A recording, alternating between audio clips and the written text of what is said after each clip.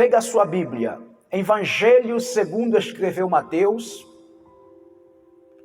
capítulo 19, versículo 3. Aproximaram-se dele alguns fariseus que o experimentavam, dizendo: é lícito ao homem repudiar a sua mulher por qualquer motivo?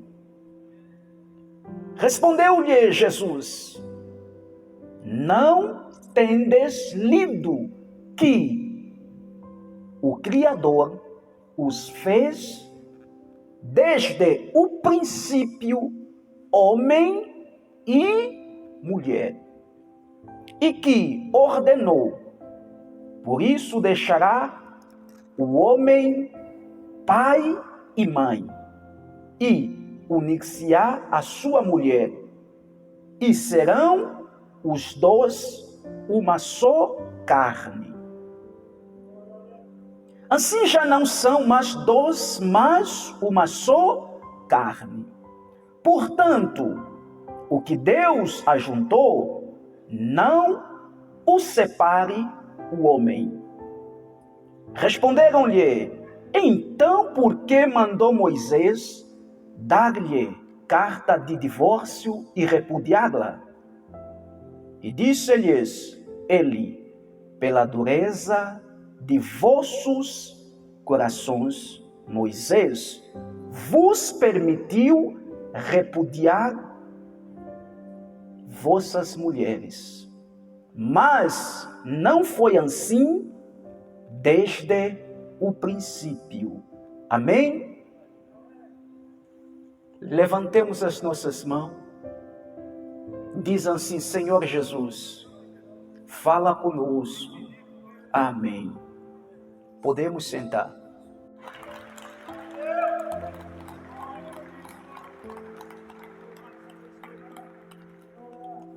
Acabamos de ler a palavra de Deus no Evangelho segundo escreveu Mateus, capítulo 19, versículo 3.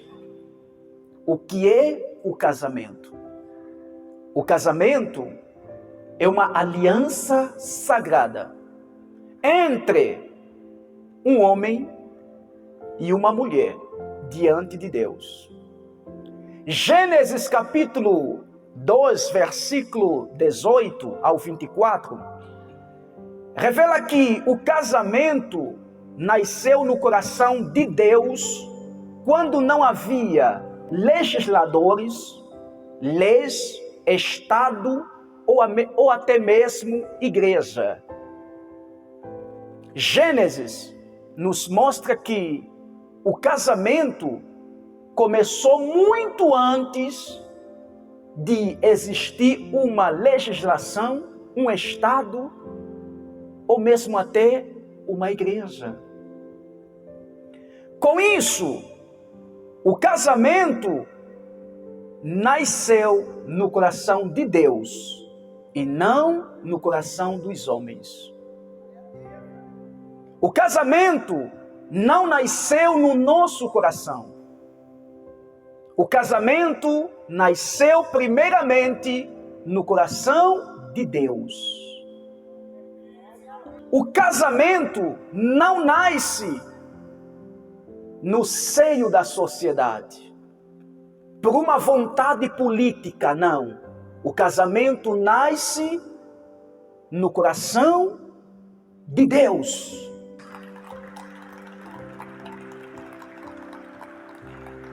No projeto de Deus, o casamento é indissolúvel. No projeto de Deus, o casamento é indissolúvel. Ou seja, é algo que não pode se dissolver. O casamento deve ser para toda a vida.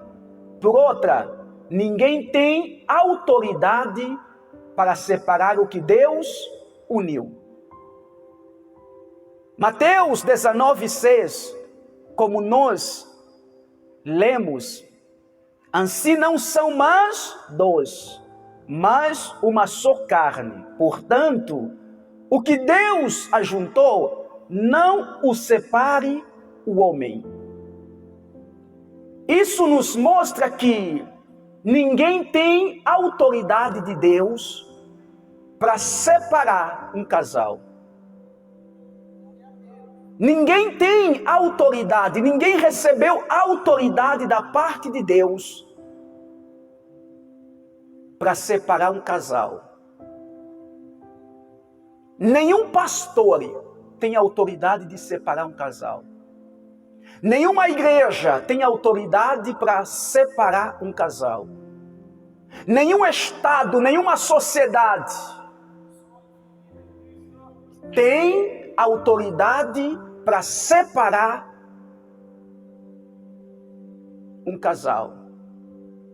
O que Deus uniu, o que Deus ajuntou, ninguém pode separar. Aquilo que Deus une, ninguém tem autoridade para separar. E eu vou reforçar para você que é pai. Eu vou reforçar para você que é mãe. Você não tem autoridade para separar um casal. Quando um casamento é constituído, é feito segundo o padrão de Deus, nenhum homem recebe essa autoridade da parte de Deus para separar este mesmo casal. O que nos dias de hoje nós estamos contemplando? É uma banalização do casamento. Nós estamos observando que há uma grande banalização do casamento. Hoje as pessoas casam e amanhã já estão se separando. Hoje ele casou, daqui a 6 meses já se separou. Às vezes é mesmo até o pai, é a mãe que incentiva o filho, a filha a se separar. E no final a mãe fala assim: ai pastor, não era para eles casarem. Essa minha nora, eu nunca fui com ela. Ela não vai ficar casada com meu filho. Enquanto eu estiver aqui em vida, ela nunca vai ficar com meu filho. A palavra de Deus está dizendo: o que Deus uniu, o que Deus juntou, ninguém pode separar. Ninguém pode separar. Mas pastor, ele nunca foi um bom homem para minha filha. O que tem? Se eles chegaram até o casamento, é porque eles queriam. É porque eles queriam e reuniram todas as condições necessárias para chegarem até ao casamento. Agora, os pais vão querer separar? Agora, você vai querer se separar? A Bíblia está dizendo: o que Deus junta, nenhum homem, ninguém pode separar. Ninguém pode separar. O que está concordado na terra, Deus sela lá no céu. Quem entende da glória a Deus? As palmas bem forte para Jesus.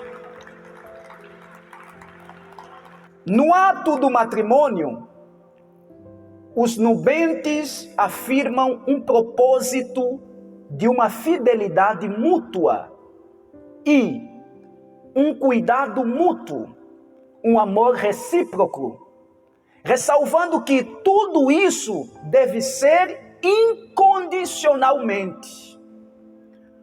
Por esse motivo, o marido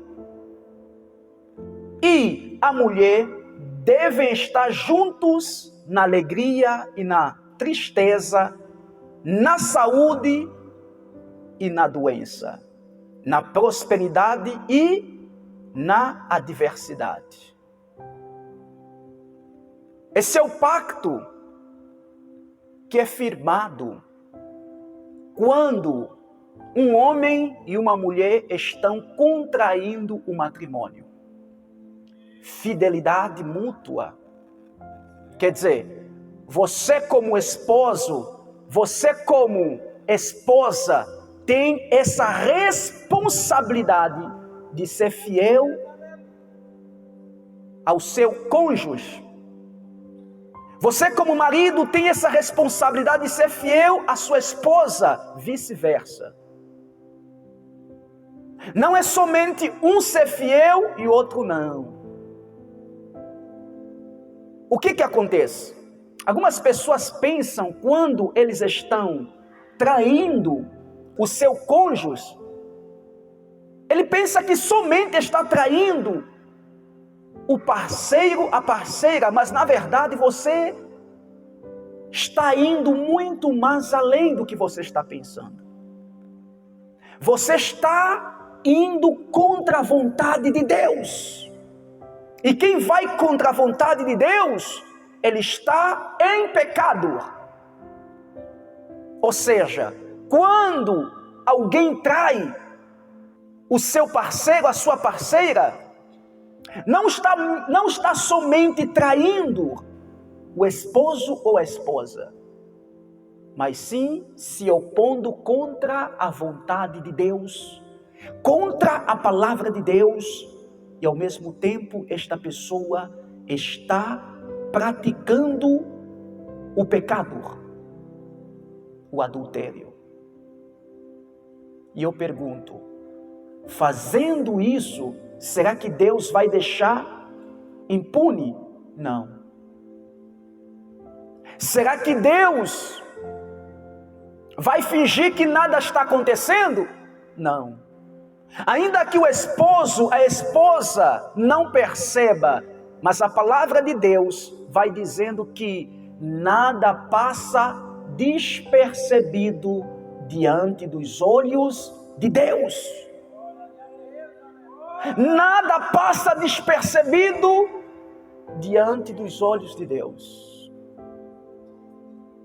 É por isso que todos nós devemos levar em conta, mais do que uma traição, nós estamos se opor, nós estamos transgredindo a lei de Deus, o mandamento de Deus, a palavra de Deus. Aplausos bem forte para Deus.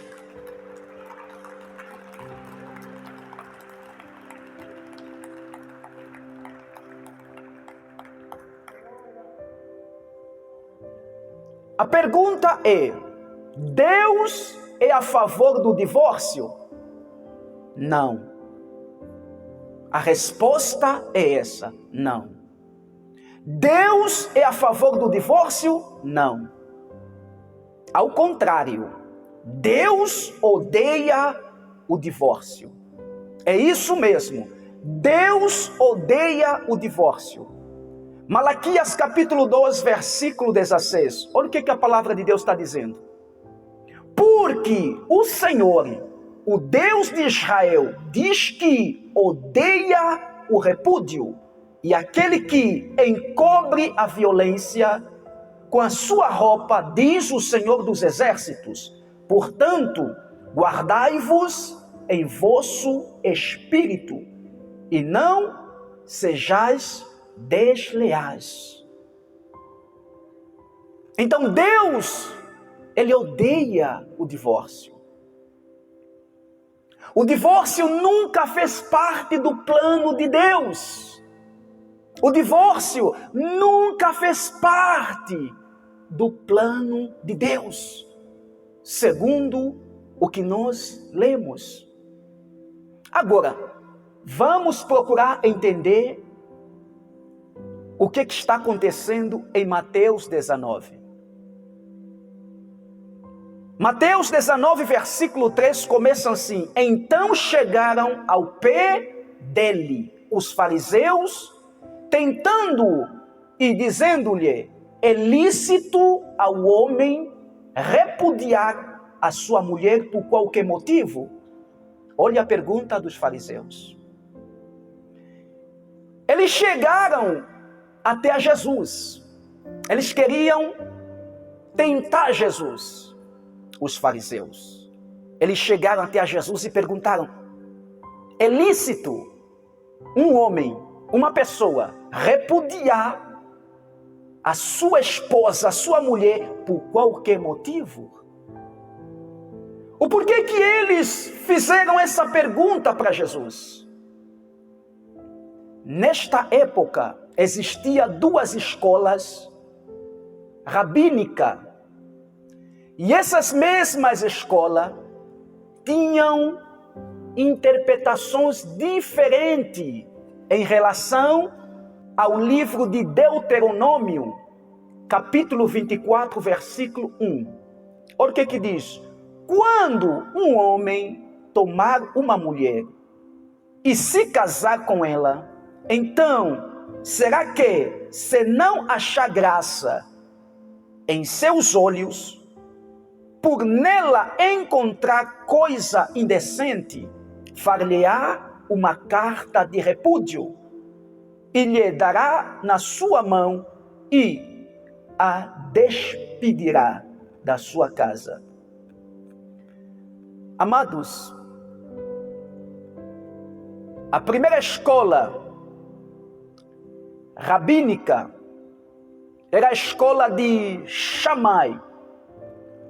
Os seguidores desse rabino Shammai, eles entendiam que o repúdio só era aceito, só era válido quando houver traição, quando houver infidelidade. Eles entendiam desse jeito, essa escola. E muitos dos fariseus concordavam com essa linha de pensamento. Já a outra escola do rabino Hilel, juntamente com os seus seguidores, eles defendiam que a carta de repúdio que Moisés estabeleceu no seu decreto era uma carta que poderia ser dada quando um homem não achar mais graça na sua esposa. Ou seja, por qualquer motivo, segundo essa linhagem de pensamento, o homem poderia se desfazer do casamento, por qualquer motivo. Olhou para a esposa, não achou mais graça na esposa, vamos se separar. Você vai no norte, eu vou no sul. Olhou para o esposo, não, já não estou gostando mais de você. Você vai lá para o norte e eu vou para o sul. Você engordou, vai para lá e eu vou para cá. Você ficou feia, vai para lá e eu vou para cá. Essa linhagem de pensamento, eles defendiam isso. Agora, muitos dos fariseus achavam isso uma aberração. Eles achavam que esse rabino Hilel era muito liberal demais. Eles viam esse homem, esse mestre, como um mestre liberal. Agora eles queriam saber qual é a opinião de Jesus a respeito de Deuteronômio 24. Olha o que Jesus vai dizer. Ele, porém, respondendo, disse-lhes: não tendes lido que aquele que os fez no princípio, macho e fêmea, os fez e disse: portanto deixará o homem pai e mãe e se unirá à sua mulher, e serão dois numa só carne. Assim, não são mais dois, mas uma só carne. Portanto, o que Deus ajuntou, não o separe o homem. Essa foi a resposta de Jesus. Em outras palavras, Jesus estava dizendo: ninguém está certo. Nenhum desses pensamentos, nenhuma dessas interpretações está certa. Jesus leva eles no princípio, em Gênesis. Jesus leva eles no propósito de Deus, no começo de tudo. Jesus mostrou para eles que ninguém estava certo, que o repúdio não fazia parte dos planos de Deus. Ou seja, o matrimônio é para sempre, igreja. E se é para sempre, eu quero dizer para você que o casamento é coisa séria. O casamento não é isso que a gente está vendo na nossa sociedade, essa banalização. O casamento, o matrimônio, não é isso que a sociedade está tentando implantar nas mentes das pessoas. Não. O casamento é coisa séria, porque nasceu no coração de Deus.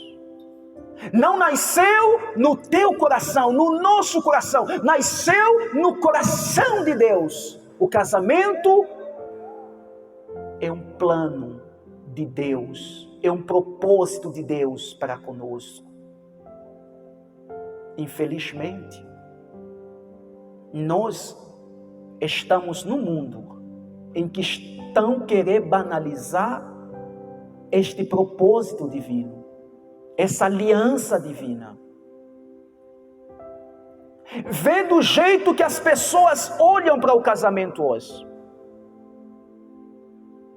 Hoje o casamento está sendo reduzido a um namoro, a um noivado, a um simples contrato. Hoje o casamento está sendo reduzido a um relacionamento de namoro, de um noivado. As pessoas vão experimentando. Vou experimentar casar com ele. Se durante o ano não dá certo, eu já me separo, eu já me divorcio. É bem desse jeito hoje. Hoje as pessoas estão bem desse jeito. Eu vou tentar me casar com ela, vou ver se vai dar certo daqui a um ano, daqui a alguns meses. Se não dá certo, a gente já se separa. E com isso, o casamento está sendo banalizado. Os fariseus questionaram a Jesus. Disseram-lhe eles: então, por que mandou Moisés dar-lhes carta de divórcio e repudiá-lo? Olha aí. Por que mandou Moisés dar-lhe carta de divórcio e repudiá-lo? Jesus vai dizer: Moisés, por causa da dureza dos vossos corações, vos permitiu repudiar vossas mulheres, mas ao princípio não foi assim. Sabe o que fez Moisés dar esse decreto para os homens? Porque os homens estavam maltratando as suas esposas. Muitos dos homens estavam judiando das suas mulheres. Estavam maltratando as suas mulheres. Ele já não gostava da mulher, como ele não poderia se separar, então ele judiava, maltratava a mulher. Então nós vemos aqui Moisés dar uma carta de repúdio. Mas isso não significa que Deus aprova. E muitas são as pessoas que se apegam nesse negócio. Não, Deus está dizendo que Ele odeia. Odeia porque não faz parte do propósito dEle. Deus espera de nós nós amar as nossas esposas e as mulheres amarem os seus esposos. É isso que Deus espera. É isso que Deus espera de todos nós. E Deus também esperava daqueles homens da era de Moisés. Mas infelizmente, eles estavam maltratando as suas esposas. Como não poderiam se separar, então eles estavam maltratando. Imagina num homem grosso. Imagina num esposo grosso. Agora imagina naquela época. Eram piores. Eram piores. Ruins. E Moisés, percebendo isso, disse: não, vou ter que fazer alguma coisa. Senão, as mulheres vão ser mortas. Por esse motivo, a gente veja Moisés dando uma carta de repúdio. Agora, o facto de Moisés dar não significa que Deus aprova. Quem entende essa palavra? Isso. As palmas bem forte para Deus. Glória a Deus. Aleluias.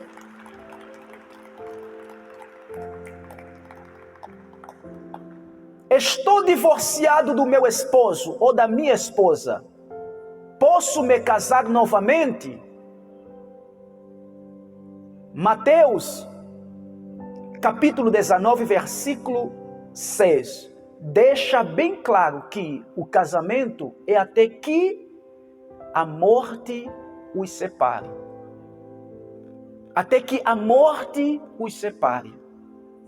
Olha 1 de Coríntios 7, 39. A mulher casada está ligada pela lei todo o tempo que o seu marido viver. Mas, se falecer o seu marido, fica livre para casar com quem quiser, contanto que seja no Senhor. Então, o casamento é para a vida inteira. Você que está divorciado, a palavra de Deus está dizendo, enquanto o teu esposo, a tua esposa estiver viva, você não está livre para contrair um novo casamento. Enquanto o teu esposo viver, você não está apta para contrair um novo matrimônio. Agora, se a esposa vier a óbito, aí sim, você está livre para contrair um outro matrimônio. Se o esposo vier a óbito, você está livre para contrair um novo matrimônio. Pastor, se caso eu contrair um novo matrimônio, sabendo que o meu parceiro, a minha parceira ainda vive, você estará no pecado de adultério. Você estará praticando o pecado de adultério. Amados, eu quero dizer para a igreja que existe um grande mistério no ato sexual. Quando um homem, uma mulher, está praticando um ato conjugal, existe um grande mistério. É por isso que Deus vai nos dizer que nós devemos praticar somente o ato conjugal dentro do matrimônio e não fora. Quando é praticado o ato conjugal, as pessoas acarretam consigo bênção ou maldição. Você sabia dessa verdade? Quando é praticado o ato conjugal, as pessoas podem acarretar consigo bênção ou maldição. Bênção é quando você está praticando esse ato dentro dos padrões de Deus. Agora, quando nós estamos praticando o ato conjugal fora dos padrões de Deus, fora daquilo que Deus estabeleceu por intermédio da sua palavra, nós podemos acarretar consigo maldições. Maldições. Socialmente falando, hoje nós estamos vendo uma depravação moral muito grande, muito grande. Por que que isso está acontecendo? Por causa disso que nós estamos pregando. Quando a palavra de Deus diz que já não serão mais duas carnes, mas sim uma só carne, essa expressão vai muito além do que muitas pessoas pensam.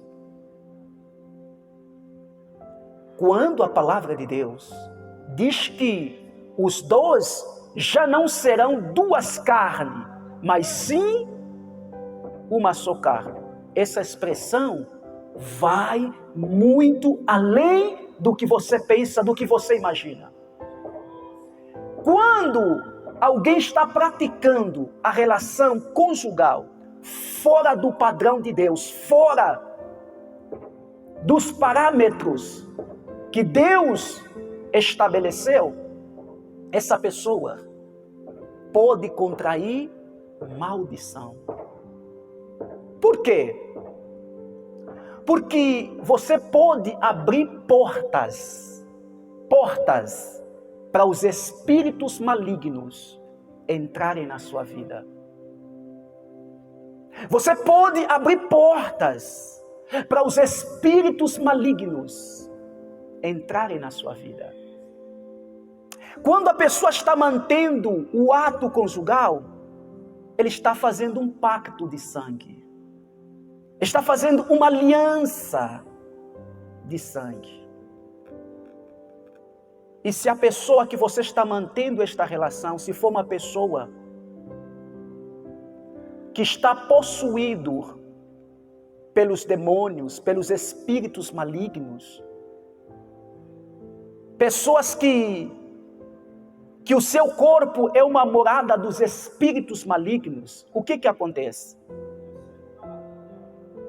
O que acontece, igreja do Senhor, é que acontece uma transferência de espíritos malignos. E muitos desses espíritos são os espíritos que atuam, que destroem a vida amorosa, a vida conjugal das pessoas. É por isso que a gente veja muitas pessoas infelizes. Muitas pessoas que são infelizes amorosamente falando. É por isso que a gente veja muitas pessoas que não conseguem se firmar em relacionamentos amorosos. Está namorando com a fulana, 2 meses já se separou, já arrumou outro, e é assim. E vai namorando, e vai se ajuntando, e vai se ajuntando, e vai se ajuntando. E daqui a pouquinho ele vai abrir a boca, ela vai falar: eu não tenho sorte no amor. Não é porque você não tem sorte no amor. Eu não dou certo com ninguém. Eu só apanho na vida amorosa. Eu só apanho nos relacionamentos. Sabe por quê? Por causa dessas relações que você vive mantendo fora dos padrões de Deus. Até aqui, quantas mulheres você já se relacionou? Quantas mulheres você já se envolveu com elas? Imagina quantos espíritos malignos, quantos males você atraiu para a sua vida. O mundo acha isso bom, mas espiritualmente você está se destruindo. O mundo acha isso bacana, mas espiritualmente você está se acabando. Você está se acabando. Porque você vai receber espíritos malignos. Você vai receber maldições. Por esse motivo, meu querido, minha querida, você que é papai, você que é mamãe, aconselha o teu filho jovem. Orienta essa mocinha da tua casa, da tua família. A gente está vendo jovens sofrerem tão cedo, tão jovem, mas com problemas amorosos tão sérios. É uma jovenzinha, você fala, puxa, por quê? Por causa disso que nós estamos pregando. A coisa é séria, igreja do Senhor. A coisa é séria. E as pessoas estão tentando minimizar. Há um certo mistério. A Bíblia está dizendo, já não vão ser duas carnes, serão uma só carne. Uma só carne. Com quem você tem sido uma só carne? Com quem você tem sido uma só carne? Com os filhos das trevas? Com os filhos das trevas? Você que vai procurando as casas de prostituições. Você sabia que nessas casas de prostituições são casas de demônios? Os demônios da pombagira lá estão. E muitas daquelas pessoas que lá frequentam, muitas daquelas pessoas que lá estão entregando os seus corpos para a prostituição, eles estão possuídos desses espíritos malignos. Imagina o que você recebe. Imagina a transferência de espíritos malignos, de males, de maldições que você recebe. Imagina! E com isso muitas pessoas estão do jeito que estão, amorosamente falando. Pessoas que não conseguem se relacionar. Ele é casado, mas não consegue manter relação com a sua esposa. Por quê? Por causa desses espíritos malignos. Esses espíritos malignos. Ele é casado, mas não sente nada pela sua esposa. Acha que isso é normal? Não. Mas o porquê, pastor? Por causa desse vício da pornografia que está em você. Você atrai espíritos malignos. Você abre portas para esses espíritos malignos entrarem na sua vida, no seu casamento, na sua família. E hoje você já não sente nada pelo teu esposo, pela tua esposa. Hoje você é atraído por tudo, mas menos pela tua esposa. Tem homem assim, que não se sente atraído. Ele se sente atraído por tudo. Por tudo, mas menos pela sua esposa. Se a esposa só passasse as mãos nele, ele já se sente todo arrepiado. Ai, encosta aí, ai, não sei. Que coisa feia. Expulsa esse mal. Fecha essa brecha, fecha as portas. Você poderá sentir tão bem, ao receber carinho, abraço, afeto da sua esposa. Você poderá se sentir tão bem, receber carinho, afeto do teu esposo. Do teu esposo. Fecha as portas, não dá brecha para Satanás. Não dá brecha para Satanás. Não coloca os teus olhos aonde você não pode colocar. Naquilo que é proibido. Naquilo que a Bíblia condena. Tira fora daí os teus olhos. Não se prende com aquilo que desagrada a Deus. Notou o pecado, notou a influência maligna, puxa de lá os teus olhos. Essas piriguetes aí estão sob influência maligna. E você está se deixando atrair por isso? E você coloca os teus olhos nessa piriguete, ficando olhando, observando. Não, você está atraindo demônios sobre a sua vida. Você está atraindo demônios. E com isso você vai se mergulhando no pecado. Quantos homens hoje estão se sentindo atraídos por homens iguais? Porque ele fica observando essa aberração mundana, essa aberração que está tomando conta da sociedade. E hoje ele se sente atraído. Por que você está se sentindo atraído? Porque você deu legalidade para que o espírito que está nele entrasse em você. Você deu legalidade para que esse espírito maligno, esse espírito da pombagira, entrasse em você.